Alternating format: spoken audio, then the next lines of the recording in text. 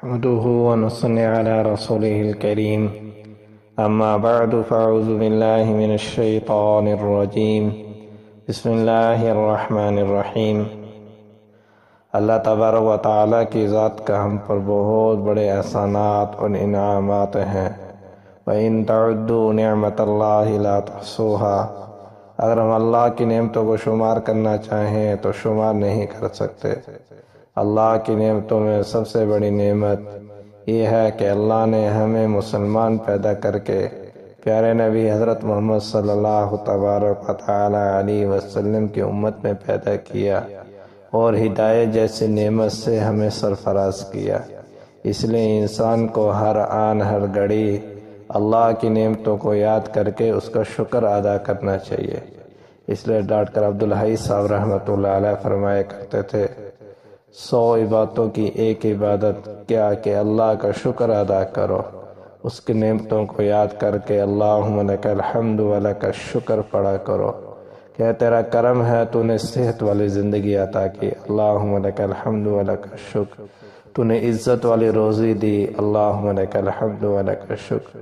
ایک ایک نعمت کو یاد کرتے ہوئے اللہ کا شکر ادا کرے، اور رات کو جب اپنے بستر پر جائیں تو اپنا محاسبہ کرے، اللہ کی دی ہوئی نعمتوں کو یاد کر کے اللہ کا شکر ادا کرے کہ اس مولا کا کرم ہے، فضل ہے، احسان ہے کہ اس نے ہم پر اتنے بڑے احسانات کیے، اتنے بڑے انعامات کیے۔ اس لیے ہر وقت اللہم لک الحمد ولک الشکر پڑھنا چاہیے۔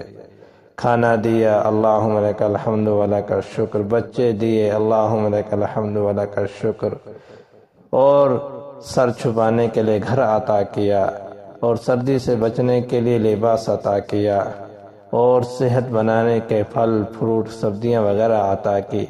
شیخ سعدی رحمۃ اللہ علیہ فرمایا کرتے تھے کہ اگر انسان ایک سانس پر 2 مرتبہ اللہ کا شکر ادا کرے، اگر سانس اندر چلا جائے باہر نہ آئے پھر بھی موت ہے، باہر والا سانس اندر نہ جائے پھر بھی موت ہے۔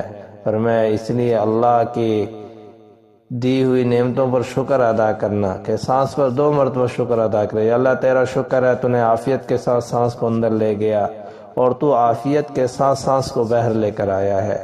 اس لیے میرے بھائیو، ہر وقت اللہ کا ہم شکر ادا کریں، اپنے گھر والوں کو شکر اور صبر کی تلقین کریں، اپنے بچوں کی عادت بنے شکر اور صبر کی، تاکہ بچے بھی صبر اور شکر کرنے والے بنے۔ جب ہم سب مل کر اللہ کا شکر ادا کریں گے تو لئن شکرتم لازیدنکم، اللہ تعالیٰ ہمارے نعمتوں میں بڑھوتری کریں گے، ہمارے نعمتوں میں اضافہ کریں گے۔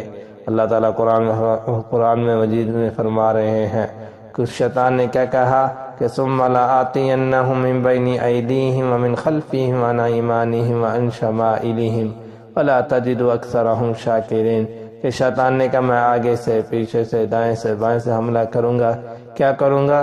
ان کو ناشکرہ بنا دوں گا۔ اس لیے ہمیں ہر حال میں اللہ کا شکر ادا کرنا چاہیے، اللہ کا در نہیں چھوڑنا چاہیے۔